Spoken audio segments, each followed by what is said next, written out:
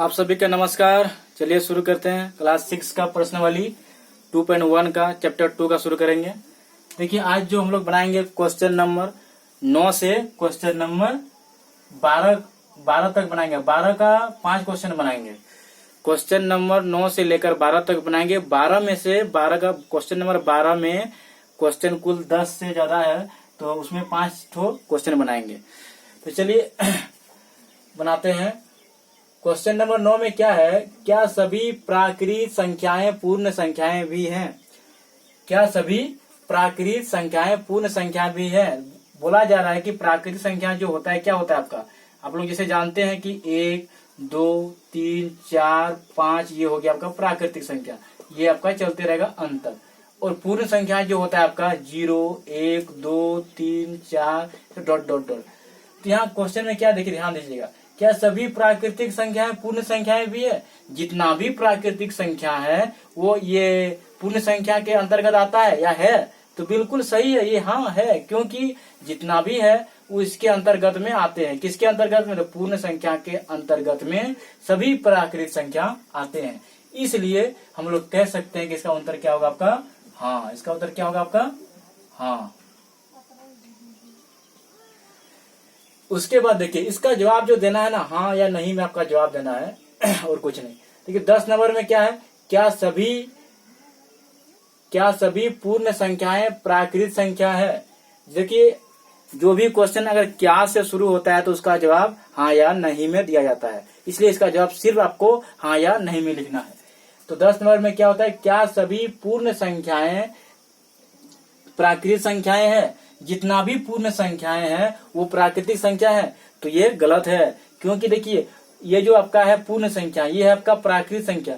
0 तो पूर्ण संख्या है लेकिन 0 प्राकृत संख्या नहीं है। इसलिए हम लोग कह सकते हैं कि जितना भी है आपका पूर्ण संख्या है, 0 को छोड़कर तो है लेकिन 0 नहीं है। तो हम लोग जो कथन लिखा हुआ है सभी, यहाँ लिखा हुआ सभी, जितना भी पूर्ण संख्या है, 0 भी है, वो सबको लेकर जितना भी पूर्ण संख्या है वो आपका क्या होगा?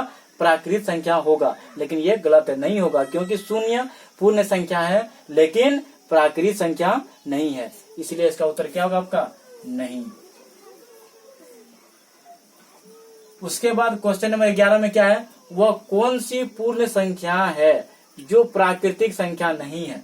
वो 0 है। 0 क्या आपका पूर्ण संख्या है और प्राकृतिक संख्या नहीं है। इसका उत्तर क्या आ जाएगा आपका?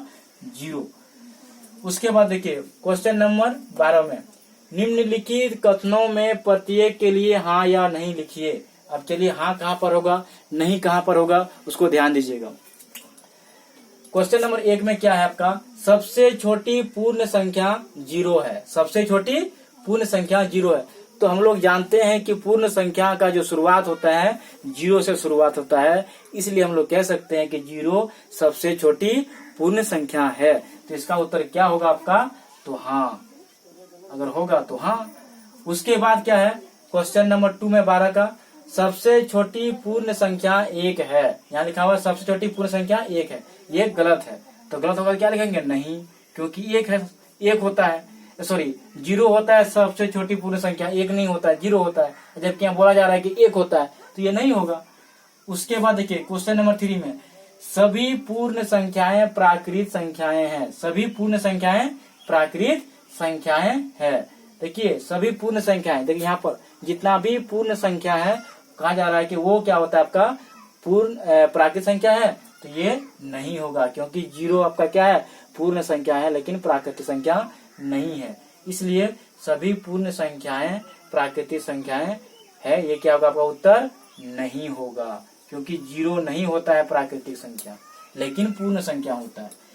फिर क्वेश्चन नंबर 4 में, सभी प्राकृतिक संख्याएं पूर्ण संख्याएं हैं। ये बिल्कुल सही है, सभी प्राकृतिक संख्याएं, क्योंकि जितना भी प्राकृतिक संख्या होता है वो पूर्ण संख्या के अंतर्गत आते हैं, इसलिए ये होगा उत्तर क्या होगा आपका? हाँ।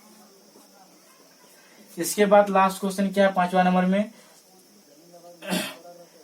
इकाई, दहाई, सैकड़ा, हजार, 10,000 कितना आपका? 10,000 इकाई, दहाई, सैकड़ा, हजार, 10,000, लाख कितना? 1,61,000। कितना आपका? 1 लाख,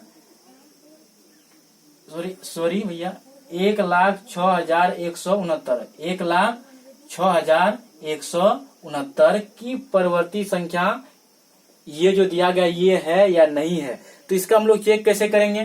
तो जो भी संख्या दिया हुआ है 1,06,169 जो दिया है, तो परिवर्ती संख्या में निकालते कैसे हैं? जिस संख्या का परिवर्ती पूछता है उस संख्या में एक जोड़ देने पर अगला परिवर्ती संख्या प्राप्त होता है। तो इसको हम इसमें क्या करेंगे, एक जोड़ के देखते हैं। 1,0,6,1,6,9 इसमें हम लोग एक जोड़ देंगे तो कितना होगा? देखिए 9 और 1 10 के 0 हाथ बढ़ा 1 6 1 7 यहाँ 1 फिर यहाँ 6 फिर 0 फिर 1 तो कितना? 1,06,170 जबकि यहाँ लिखा हुआ है 1,06,168 तो क्या है आपका? ये गलत है। तो इसका उत्तर क्या होगा आपका? नहीं होगा।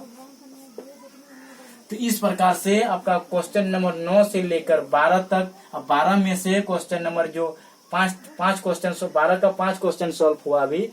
तो आज का वीडियो का जो यहीं तक। आप लोग को यदि अच्छा लग रहा है तो वीडियो को शेयर कीजिएगा।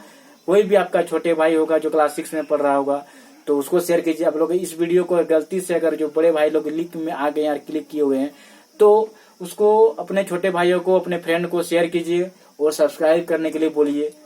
थैंक यू दोस्तों।